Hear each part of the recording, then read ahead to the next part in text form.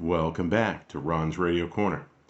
And so I just did a rather short for me video on the Sony ICF S10MK2. That's that little guy right there in the middle. It's one of the few, I'm starting to get toward the bottom of my radio collection. I'm not sure how many radios I have and that I haven't done at least a video on. But when I pulled it out and decided to do a video on it, I thought it'd be interesting to see how well it performed compared to some of the other radios I have. And so basically I have three radios here. One is the Benss, and I'll have to go look up the model for you, but hold on here. It's the Benss QL-955. Like I said, right there in the middle is the Sony ICF S10MK2, and of course this is the XHData D-219. So I thought it'd be really interesting to take these three radios and also, and I've done this in a few other videos, also my CC Radio Solar, and do a band scan. And I use the CC Radio Solar because of the digital display, and it's also a really good performing radio. So I know I'm going to pick up a lot of stations with this, and because of the digital display, I know what channels that I've landed on. So I basically started down at the bottom of the dial, 88.3 in my case, and I ran all the way to the top of the dial, 107.9, writing down every station that I could pick up. There's a few stations that I might have kind of faintly picked up here and there, couldn't quite lock onto it. The thing is, I had to be able to lock onto it and listen to it. It might not have been the best sounding. A lot of these did sound good or really good, but there were a few that, you kind of listen to a faraway station. And here was the interesting thing. The results are nothing like I expected. So what I had thought is that the XHData D-219 would be the winner here, that it would pull in the most stations, and it pulled in the least. I wasn't sure how the Sony was going to stand up. I mean, when I bought this radio, I don't know exactly when I bought this one, but back when I bought this radio, and I bought a few of them, it's because I had read that they were really outstanding performing radios. So I knew it had a reputation when it was new of being a great performing radio. But how would it measure up compared to the two other radios when they both have DSP chips? And of course, the Benss, this is the radio that Todderbert had, posted something on about how it was a $9.99, but there was like a $4.99 coupon on Amazon, or something to that effect. We basically got the radio for $5, right? That's how I bought this one. And the thing I've noticed about this radio is, geez, for $5, I think this is a heck of a radio. At 10, I just wonder if there aren't radios that are better. I would have said like the XHData, which is still an amazing radio and does shortwave, where the other radios here, or at least the two in the back, are just AM FM. Of course, this guy does weather. I did think, though, as I have played around with this radio, that it does a really good job of picking up stations. Occasionally, it drifts a little on me. I find that the case vibrates because when the speaker's too loud. So it's certainly not what I would call a perfect radio, but a good performing radio. If the goal is just to be able to pull in stations. So here's what I got. Going down the list of stations, and I wish I had totaled them up.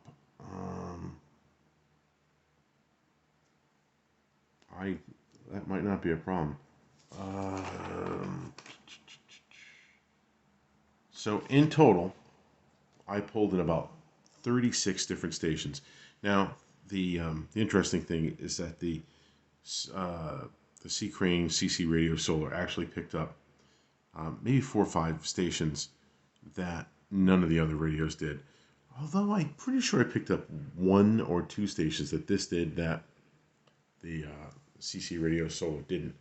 And I didn't score the CC Radio Solar since I was just using it to test the other 3x. But here's what I got. Like I said, 36 different stations. And it really kind of went down like this. Let me do it like an Olympic event. So in third place with a grand total of 19 stations is the XHData D-219. Pull that out of the lineup here. In second place, pulling in 28 stations, was the Sony ICF S10MK2. Right, there we go. It's the oldest radio of the bunch. It's analog. It's certainly a radio I've gotten plenty of use out of. Still works really well. Then we have the $5 special here. I'm still seeing this on Amazon with that coupon code. It's still available. If you're looking for a radio, I have a theory that an emergency radio, as nice as this radio is, I have a theory that an emergency radio is a radio that you keep on hand, that you that you have a way to power it. In the case of in the case of any radio, I like traditional batteries. Compared to like a lithium rechargeable or something like that, because usually everybody's got some AA batteries around.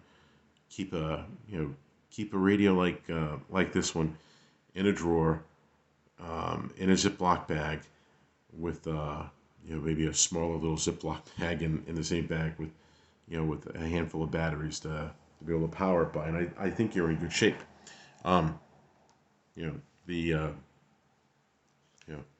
This is a great emergency radio, but it's a $100 radio. And I'm trying to remember now, does it work on?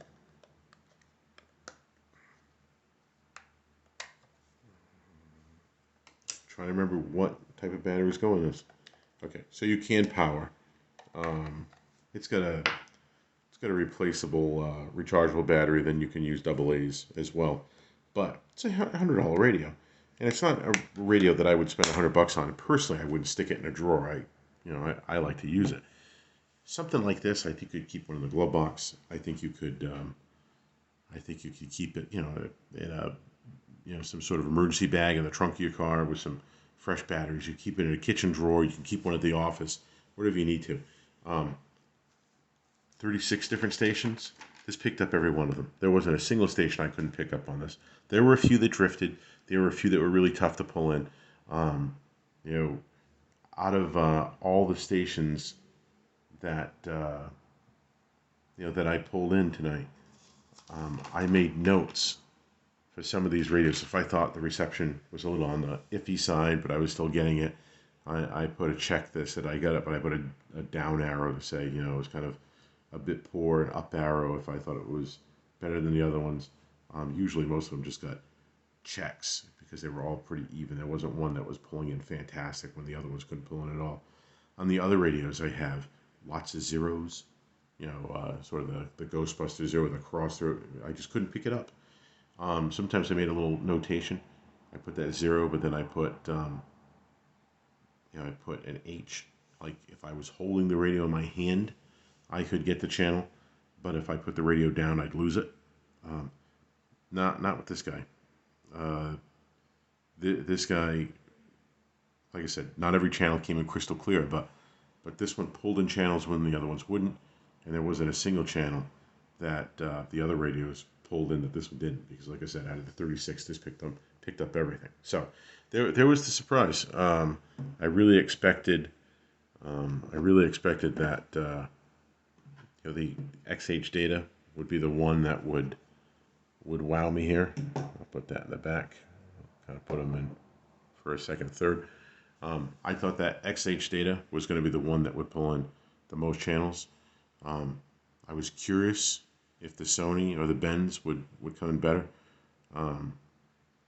But if you're looking for an inexpensive radio that can pick up a lot of channels and, you know, maybe best used in emergency. It's not the best sounding radio you're ever going to get or anything else, but for the money, it's absolutely a fantastic, fantastic little radio to have on hand. Keep in the drawer, glove box, trunk, whatever. So, I've done a few videos like this, and I always say I'm going to go back and do another run at this on a different band. I've got to go and take a look at the videos I've put up and see, you know, which of those videos I've done, so I can actually keep myself honest and go back. But this will be one that I really would like to give this a shot on the AM band and see how all these perform there. So hopefully I'll get around to that soon. Stay tuned, and like always, thanks for watching.